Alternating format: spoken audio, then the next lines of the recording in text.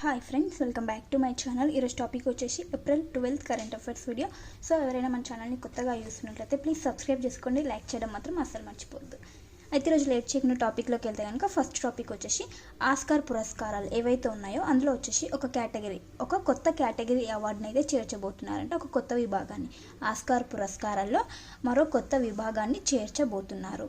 అదేంటంటే ఉత్తమ stunt design అనే కేటగిరీని ఆస్కార్ పురస్కారాల్లో ప్రవేశపెట్టబోతున్నారు. సో ఇప్పటి నుంచి వచ్చేసి 2027 నుంచి ఏవైతే ఆస్కార్ పురస్కారాలు ఉంటాయో అప్పటి నుంచి ప్రారంభిస్తారంట.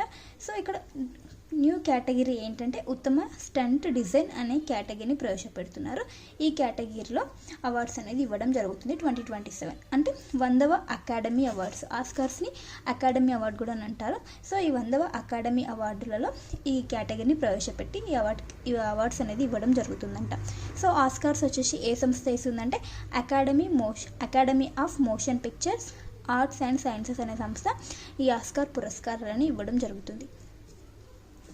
Next current affair, Sierra Leone దేశానికి భారత్ ఆర్థిక సహాయం అనేది చేయడం జరిగింది. సో ఇది వచ్చేసి పశ్చిమ ఆఫ్రికా ఖండంలో ఉన్నటువంటి ఒక దేశం సియర్రా లియోన్.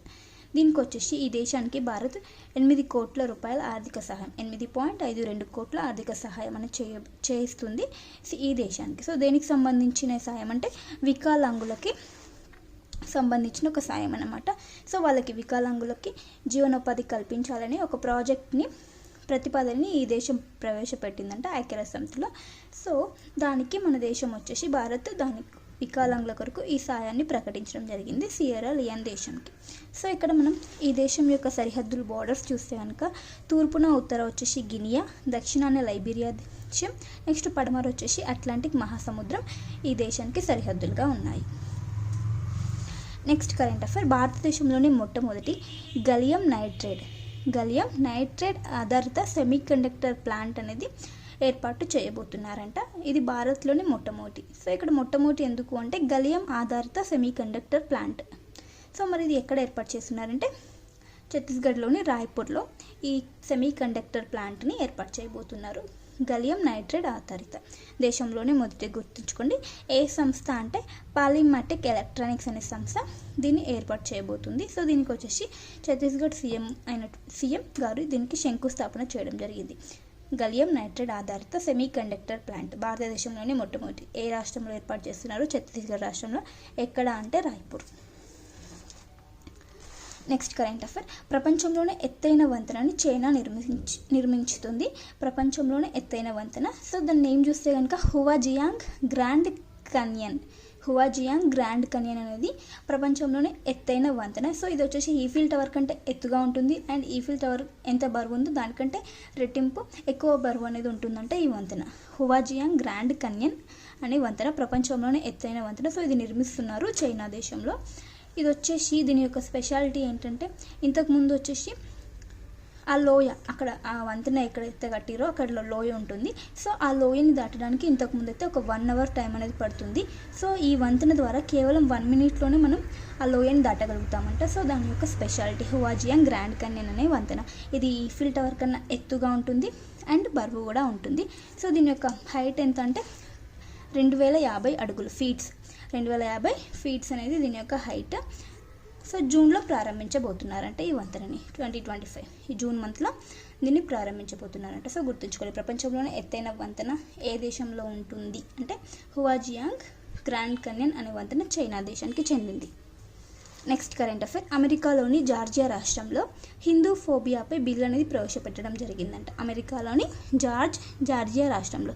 సో ఇక్కడ హిందూ ఫోబియా బిల్ అంటే ఏంటంటే హిందువులపై ఎవరైనా దాడులు చేస్తారు కదా, హిందువులపై దాడులు, వాళ్ళపై విద్వేషాలు అట్లాంటి ఎవరైనా హిందువులపై దాడులు చేస్తే కనుక వారికి శిక్షలు అలాంటివి అమలు చేయడం జరుగుతుంది అన్నమాట. హిందువులపై ఎవరైతే దాడులకి దిగుతారో వాళ్ళపై శిక్షలు అనేది విధించడం జరుగుతుంది. సో అలాంటి ఒక బిల్లుని హిందూ ఫోబియా అనే బిల్లుని జార్జియా రాష్ట్రం ప్రవేశపెట్టింది. సో ఇక్కడ అమెరికాలో ఈ యొక్క బిల్లును ప్రవేశపెట్టిన తొలి రాష్ట్రంగా నిలిచింది జార్జియా రాష్ట్రం. నెక్స్ట్ కరెంట్ అఫైర్, షిప్పింగ్పై మొదటి ప్రపంచ కార్బన్ ట్యాక్స్ పన్నును దీనికి మొదటి ప్రపంచ కార్బన్ ట్యాక్స్ అనే పన్ను విధానానికి భారత్ వచ్చేసి అనుకూలంగా ఓటు వేయడం జరిగింది. సో దీనికి సంబంధించి వచ్చేసి ఇంటర్నేషనల్ మ్యారిటైమ్ ఆర్గనైజేషన్ IMOలో ఈ సమావేశం అనేది జరిగిందన్నమాట.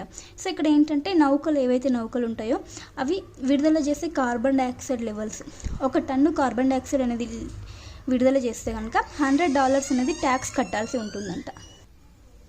సో ఇక్కడ 1 టన్ కార్బన్ డైఆక్సైడ్ అనేది నౌకలు విడుదల చేస్తే $100 అనేది ట్యాక్స్ కట్టాల్సి ఉంటుంది. సో ఇక ట్యాక్స్ విధానం వచ్చేసి 2028 నుంచి ప్రారంభం అవబోతుందంట. సో దీనికి భారత్ వచ్చేసి అనుకూలంగా ఓటు వేయడం జరిగింది. Next current affair, ISSF shooting ప్రపంచ కప్ వచ్చేసి ఇది అర్జెంటీనాలో ఈ కప్ టోర్నమెంట్ అనేది జరిగింది. ప్రపంచ కప్ ISSF షూటింగ్ ప్రపంచ కప్ ఎక్కడ జరిగింది? అర్జెంటీనాలో జరిగింది. సో ఈ టోర్నీలో ఫస్ట్ ప్లేస్లో వచ్చేసి చైనా, అత్యధిక పథకాలు గెలిచిన దేశంగా చైనా ఫస్ట్ ప్లేస్లో ఉంది. మరి సెకండ్ ప్లేస్ ఎవరు అంటే మన భారత్ ఉంది 2వ స్థానంలో. ఫస్ట్ ప్లేస్ చైనా దేశం ఉంది, సెకండ్ ప్లేస్లో భారత్ ఉంది. సో భారత్ వచ్చేసి ఇక్కడ 8 పథకాలతో 2వ స్థానంలో నిలవడం జరిగింది. 8 పథకాలు గెలిచింది ఈ షూటింగ్ ప్రపంచ కప్లో. 4 బంగారు, 2 రజత పథకాలు, 2 కాంస్య పథకాలను దక్కించుకుంది భారత్. నెక్స్ట్ చైనా వచ్చేసి ఫస్ట్ ప్లేస్లో ఉందని కదా. సో ఎన్ని పథకాలతో అంటే 11 పథకాలతో చైనా టాప్లో ఉంది. 5 బంగారు పథకాలు, 3 రజత పథకాలు, ఇంకో 3 వచ్చేసి కాంస్య పథకాలను చైనా దక్కించుకుంది. సో గుర్తుంచుకోండి, ISSF షూటింగ్ ప్రపంచ కప్లో భారత్ 2వ స్థానంలో నిలిచింది. నెక్స్ట్ కరెంట్ అఫైర్, 2024-25 సంవత్సరం ఆర్థిక సంవత్సరంలో రికార్డు స్థాయిలో బొగ్గు సరఫరా అనేది జరిగిందంట. సో ఎంత మొత్తంలో అంటే 1025.24 మిలియన్ టన్నుల బొగ్గు సరఫరా అనేది జరిగింది.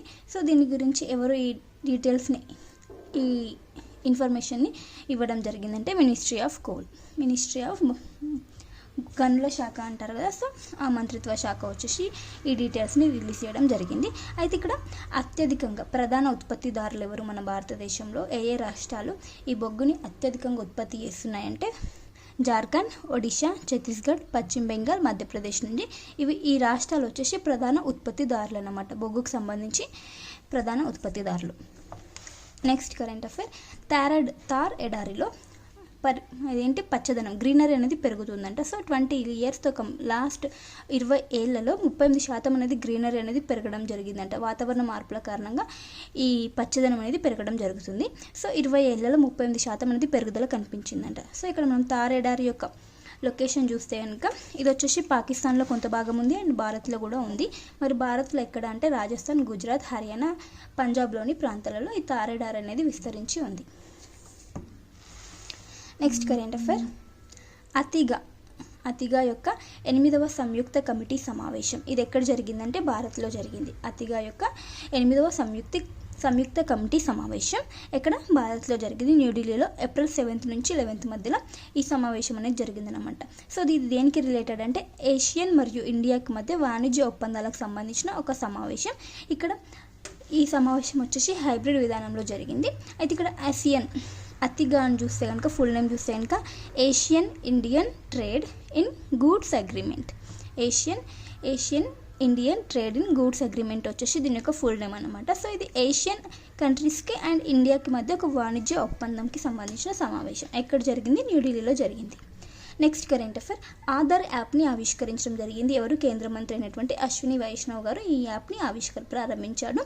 సో దీని యొక్క ఆధార్కి రిలేటెడ్ అయ్యే చట్టంని చూస్తే కనుక 2016 వచ్చేసి ఆధార్ యొక్క చట్టం. సో రీసెంట్గా ఆధార్ యాప్ని ఎవరు ఆవిష్కరించారు? కేంద్ర మంత్రి అశ్విని వైష్ణవ్ గారు. నెక్స్ట్ కరెంట్ అఫైర్, మారిషస్తో ISA ఇంటర్నేషనల్ సోలార్ అలయన్స్ మారిషస్తో కలిసి కంట్రీ పార్ట్నర్షిప్ ఫ్రేమ్వర్క్తో ఒప్పందం అనేది జరిగింది. CPF అనేది ఒప్పందం జరిగింది. మారిషస్తో ISA CPF అనే ఒక ఒప్పందం జరిగింది. ఇక్కడ CPF అంటే ఏంటంటే కంట్రీ పార్ట్నర్షిప్ ఫ్రేమ్వర్క్. సో ఇలాంటి ఒప్పందాన్ని చేసుకున్నటువంటి మొదటి ఆఫ్రికన్ దేశంగా మారిషస్ నిలవడం జరిగింది, మొదటి ఆఫ్రికన్ దేశంగా. సో ఇక్కడ ISA అంటే ఏంటంటే ఇంటర్నేషనల్ సోలార్ అలయన్స్. సో ఇక్కడ CPFతో ఒక ఫ్రేమ్వర్క్ అనే ఒప్పందం అని జరిగింది కదా. సో ఇది దేనికి సంబంధించింది అంటే సౌరశక్తి కార్యక్రమాలను ప్రోత్సహించుట కొరకు ఈ కంట్రీ పార్ట్నర్షిప్ ఫ్రేమ్వర్క్ అనేది ఉపయోగపడుతుందంట. ఇక్కడ మనం ఇంటర్నేషనల్ సోలార్ అలయన్స్ యొక్క బేసిక్ డీటెయిల్స్ చూస్తే కనుక ఇది వచ్చేసి COP సదస్సులో భాగంగా దీని యొక్క ఒప్పందం జరిగిందంటే COP21 ఇది ఎక్కడ జరిగింది, ప్యారిస్లో జరిగింది 2015లో. సో దీనిలో వచ్చేసి ISA అనేది ఒకటి ఏర్పాటు అవ్వడం జరిగింది, ఇంటర్నేషనల్ సోలార్ అలయన్స్ అనే కూటమి. సో దీని యొక్క హెడ్ క్వార్టర్ ఎక్కడ ఉందంటే భారత్లో ఉంది, గురుగ్రామ్లో దీని యొక్క హెడ్ క్వార్టర్ ఉంది. సో ఏ దేశాలు ఈ ఇంటర్నేషనల్ సోలార్ అలయన్స్ అనే కూటమిని ప్రారంభించాయంటే భారత్ అండ్ ఫ్రాన్స్ రెండు కలిసి ప్రారంభించాయి. సో దీని యొక్క లక్ష్యం ఏంటంటే 2030 నాటికి $1,00,000 కోట్ల సౌర పెట్టుబడులు సమీకరించడం దీని యొక్క లక్ష్యం అంటే ISA యొక్క లక్ష్యం. సో మారిషస్తో ISA కంట్రీ పార్ట్నర్షిప్ ఫ్రేమ్వర్క్కి ఒప్పందం అనేది జరిగింది. సో ఇక్కడ గుర్తుంచుకోండి, ఇది మారిషస్ దేశం, మొదటి ఆఫ్రికన్ దేశం. నెక్స్ట్ కరెంట్ అఫైర్, భారతీయ స్టార్ తాబేలు సంరక్షణ అనేది విజయవంతం అవ్వడం జరిగిందంట. సో ఇక్కడ ఏంటంటే 340 తాబేలు, స్టార్ తాబేలు ఏవైతే ఉన్నాయో వాటిని ఒక రిజర్వ్ ఫారెస్ట్లో చేర్చడం జరిగింది, రిజర్వ్ ఫారెస్ట్కి చేరవేయడం జరిగిందనమాట. జోగాపూర్ రిజర్వ్ ఫారెస్ట్లో వదిలివేయడం జరిగింది స్టార్ తాబేలని. సో ఈ జోగాపూర్ రిజర్వ్ ఫారెస్ట్ ఎక్కడ ఉందంటే మహారాష్ట్రలోని చంద్రపూర్ డిస్ట్రిక్ట్లో ఉంది ఈ జోగాపూర్ రిజర్వ్ ఫారెస్ట్. సో ఈ ఫారెస్ట్లో ఈ 340 తాబేళ్లను వదిలిపెట్టడం జరిగిందంట. సో దేనిలో భాగంగా అంటే టర్టిల్ రీహాబిలిటేషన్ ప్రాజెక్ట్లో భాగంగా వీటిని ప్రవేశపెట్టడం జరిగిందంట. టర్టిల్ రీహాబిటేషన్ ప్రాజెక్ట్లో భాగంగా, TRPలో భాగంగా. సో ఇక్కడ మనం చూస్తే కనుక దీనికి స్టార్ తాబేల్ అనే పేరు ఎందుకు ఉందంటే ఆ తాబేల్ యొక్క షెల్స్ ఉంటాయి కదా, సో దానిపైన స్టార్ అనే ఒక డిజైన్ అనేది, స్టార్కి సంబంధించిన డిజైన్స్ అనేది ఉంటుందంట. సో దానివల్ల వీటికి స్టార్ టర్టాయిస్ అనే పేరు అనేది రావడం జరిగింది. మరి ఇక్కడ సైంటిఫిక్ నేమ్ చూస్తే కనుక గియోక్లోన్ ఎలగెన్స్ వచ్చేసి ఈ స్టార్ తాబేల్ యొక్క సైంటిఫిక్ నేమ్. మరి ఇంకోటి IUCN రెడ్ లిస్ట్ చూస్తే కనుక ఇవి అంతరించే స్థితిలో ఉందంటే వీటిని రక్షించుకోవాల్సిన అవసరం అనేది ఉంది, IUCNలో రెడ్ లిస్ట్లో ఉన్నారు.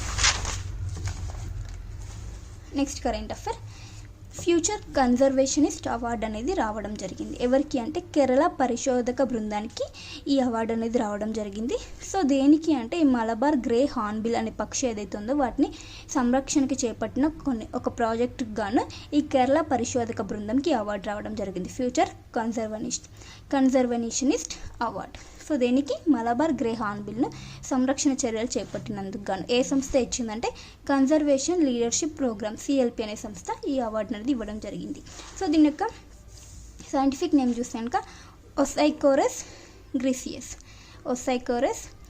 గ్రిసియస్ వచ్చేసి దీని యొక్క సైంటిఫిక్ నేమ్. IUCN స్థితి వచ్చేసి అంతరించే స్థితిలో ఉన్నాయి, ఇవి కూడా అంతరించే స్థితిలో ఉన్నాయి ఈ మలబార్ గ్రే హార్న్బిల్. సో ఇక్కడ మనం వన్యప్రాణి సంరక్షణ చట్టం చూస్తే కనుక 1972. నెక్స్ట్ కరెంట్ అఫైర్, మహాదాయి నది, ఈ నది వచ్చేసి ఏ రాష్ట్రాల గుండా ప్రవహిస్తుందంటే కర్ణాటక, మహారాష్ట్ర, గోవా రాష్ట్రాల గుండా ప్రవహిస్తుంది. సో దీని యొక్క వచ్చి వివాదం అనేది నడుస్తుంది మహాదాయి నదికి సంబంధించి. సో ఏంటంటే కలసా బండూరి ప్రాజెక్టుపై ఈ నదిపైన నిర్మించే ఒక ప్రాజెక్ట్కి సంబంధించి ప్రజా వ్యతిరేకత అనేది ఏర్పడటం జరిగింది. సో ఇక్కడ గుర్తుంచుకోవాల్సింది ఏంటంటే మహాదాయి నది ఏ రాష్ట్రాలలో ఉంది, కర్ణాటక, మహారాష్ట్ర, గోవాలో ఉందని గుర్తుంచుకోండి. నెక్స్ట్ వచ్చేసి కేంద్ర కాలుష్య నియంత్రణ మండలి ఏదైతే ఉందో CPCB బ్లూ కేటగిరీ ఇండస్ట్రీ, ఇక్కడ ఏంటంటే ఒక కేటగిరీని బ్లూ కేటగిరీ ఇండస్ట్రీలలో చేర్చడం జరిగింది. అదేంటంటే వేస్ట్ టు ఎనర్జీ ఇన్సినరేటర్లను ఈ బ్లూ కేటగిరీలో చేర్చడం కారణంగా ఒక వివాదం అనేది జరుగుతుందంట. సో ఇంతకుముందు వచ్చేసి ఈ వేస్ట్ ఎనర్జీ ఏవైతే ఉన్నాయో ఇంతకుముందు రెడ్ కేటగిరీలో ఉండేయంట. సో వాటిని బ్లూ కేటగిరీలో చేర్చడం కారణంగా ఒక వివాదం అనేది జరుగుతుంది. సో ఇంతకుముందు రెడ్ కేటగిరీ అంటే అత్యంత కాలుష్యానికి సంబంధించిన సంస్థలు అంట, సో బ్లూ కేటగిరీ అంటే తక్కువ కాలుష్యానికి సంబంధించిన సంస్థలు. సో వాటిని ఈ వేస్ట్ టు ఎనర్జీ ఏవైతే ఇంతకుముందు రెడ్ కేటగిరీలో ఉన్నాయో వాటిని మళ్ళీ బ్లూ కేటగిరీలోకి చేర్చడం కారణంగా ఒక వివాదం నడుస్తుంది. సో ఇక్కడ మనం CPCB యొక్క చైర్మన్ చూస్తే కనుక తన్మయ్ కుమార్ గారు చైర్మన్గా ఉన్నారు. నెక్స్ట్ కరెంట్ అఫైర్, లోకాయుక్త తెలంగాణకు సంబంధించిన కొన్ని పర్సన్స్కి సంబంధించిన నియామకాలు అన్నమాట. సో లోకాయుక్తగా తెలంగాణ యొక్క లోకాయుక్తగా ఎవరిని నియమించడం జరిగిందంటే జస్టిస్ అడవెల్లి రాజశేఖర్ని లోకాయుక్తగా నియమించడం జరిగింది. రాష్ట్రాలలోనైతే లోకాయుక్త అంటారు, దేశంకి సంబంధించి అయితే లోక్పాల్ అంటారు. నెక్స్ట్ వచ్చేసి ఉపలోకాయుక్తగా తెలంగాణకు సంబంధించినటువంటి ఉపలోకాయుక్తగా ఎవరిని నియమించారంటే BS జగ్జీవన్ కుమార్ని నియమించడం జరిగింది. ఇతను వచ్చేసి జిల్లా సెషన్స్ యొక్క మాజీ జడ్జి. నెక్స్ట్ కరెంట్ అఫైర్, రాష్ట్ర మానవ హక్కుల చైర్మన్గా ఎవరిని నియమించారు, తెలంగాణ రాష్ట్ర మానవ హక్కుల చైర్మన్గా జస్టిస్ షమీం అఖ్తర్ని నియమించడం జరిగింది. ఇతను వచ్చేసి హైకోర్టు విశ్రాంత న్యాయమూర్తి. హైకోర్టు విశ్రాంత న్యాయమూర్తి. అండ్ ఎస్సీ వర్గీకరణపై మనకు ఒక కమిషన్ వేశారు కదా, ఏకసభ్య కమిషన్, దానికి ఇతను చైర్మన్గా నియమించడం జరిగింది. సో గుర్తుంచుకోండి, లోకాయుక్త, ఉపలోకాయుక్త అండ్ రాష్ట్ర మానవ హక్కుల చైర్మన్గా ఎవరిని నియమించారు తెలంగాణలో రీసెంట్గా. సో ఇవన్నీ ఫ్రెండ్స్, ఇది ఇంపార్టెంట్ కరెంట్ అఫైర్స్. వీడియో నచ్చితే ప్లీజ్ లైక్ చేయండి, షేర్ చేయండి, అలాగే సబ్స్క్రైబ్ చేసుకోవడం మాత్రం అసలు మర్చిపోవద్దు. Thank you for watching. By by.